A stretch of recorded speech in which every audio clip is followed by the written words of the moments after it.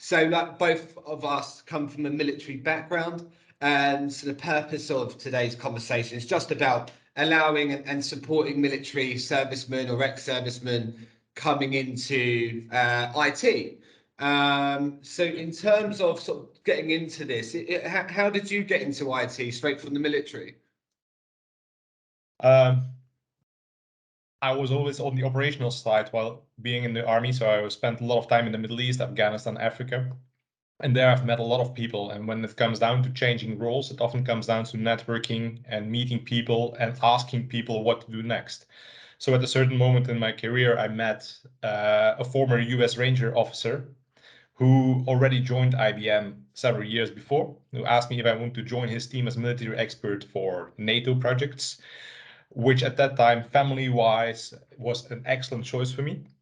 So I joined IBM as a military expert, first as an advisor to major projects. Then after a couple of months, I took over the biggest project, several projects, became a program. I lifted up to the level of the NATO account. I became the NATO account executive for IBM. And like that, with all the leadership skills that you develop in the army, you apply them in the civil world, in private industry, and you can be pretty successful. So after 2 years, I moved to the IBM global team, where I was the military expert of the global public sector team. And then you advise projects from Australia to Japan to the US to Canada, always with the same angle from bringing technology to the boots on the ground. I'm a very operational minded person, and that's our added value, that industry expertise, these insights that we need to bring the technology and to develop the right technology so it's extremely useful for the soldiers on the ground. Fantastic. I mean, sort of my experience, and so I left the army at 18, 19 and become a reservist. And I think what reservists have to offer IT is firstly discipline. You probably remember getting up at 5 a.m, doing some phys or physical exercise, running around. And yeah, a big thing for me, like I said, motivation for parallel is pushing really what military servicemen have to offer into the IT world. So I do contract recruitment in Belgium, and I work with some of the biggest consultancies in Belgium. And a big thing for me now is helping the Belgian veterans, but also UK military veterans get into IT in Europe and also the UK. And just sort of coming on to your work at Microsoft, what is it you're sort of doing? I know you're doing some probably government stuff, which you might not be able to talk about, but what is your sort of basic job role in Microsoft? So I was extremely happy when I got this position at Microsoft, to be honest, because for me, it is on the path. I mean, we're mission driven. We all have our personal goal in life. And my personal goal is, like I said, bring the right technology to the boots on the ground. And that's based on experience I had myself in the Middle East, when we didn't have the right tools, outdated equipment, and non-functional technology, while we had to do missions which were life endangering. So that's my mission.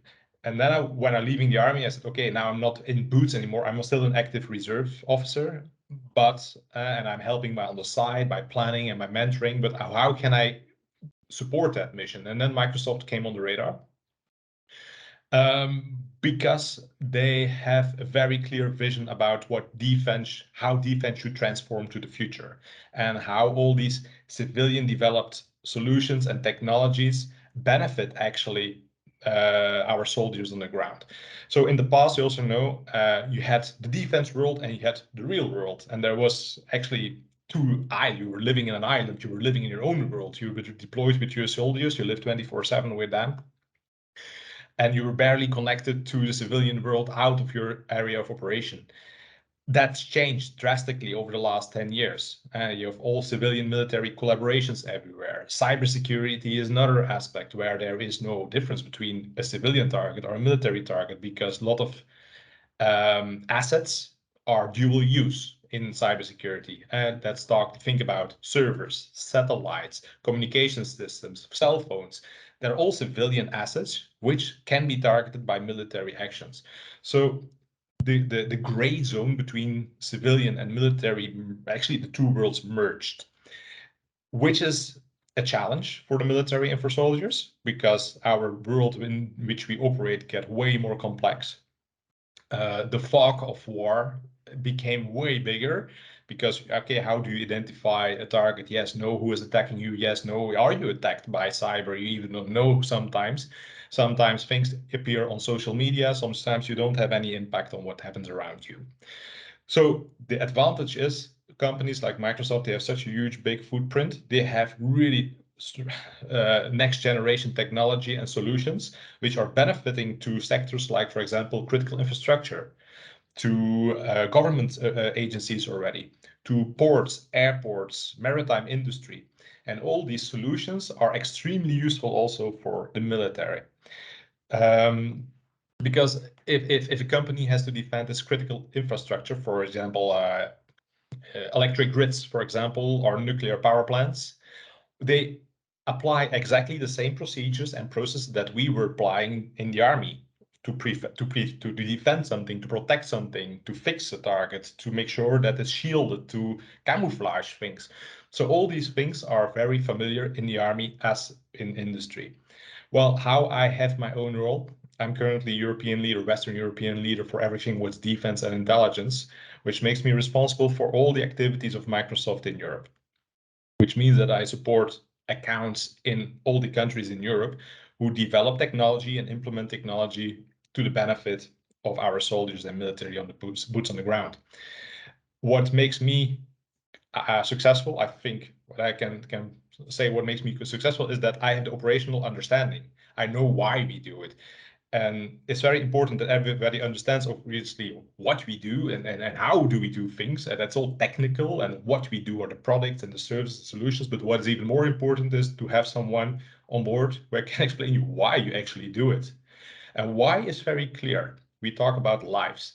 For example, if Microsoft develops, just figure something out, an application to support medical evacuations during operations, you know that every second, every minute is crucial for someone's life.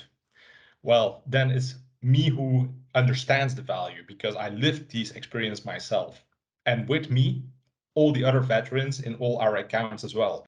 So what we do currently is we have a strong veteran community in Microsoft. We actively hire these people because of these experiences that they have. And the step from, for example, security to cybersecurity is extremely small, because you apply the same processes, the same methodologies, the same procedures. You know what is an alert, how to react in case of an alert, how to escalate alerts, what are the procedures and the drills you need to do to limit a certain impact.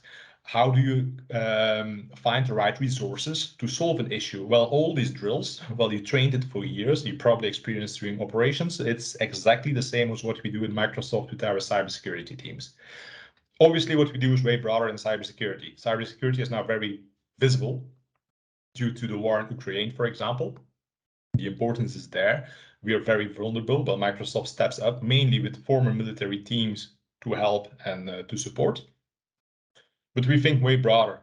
We all know the army is sometimes outdated. Often you work with legacy systems. Yeah. You know, you're always busy, but sometimes it's just keeping you busy. You have to wait long for suddenly a lot of action. Yeah. So sorry, I can wait. Yeah. that asks a lot of transformation and modernization of our armed forces. So I touched cybersecurity. I touched development of what we call business applications to make the operations more efficient. But the third thing that we are doing are transformational actions, really deep transforming the armies, or we try to help them in their transformation, to transform them to a modern, like Industry 4.0. Well, actually, we need also a military 4.0.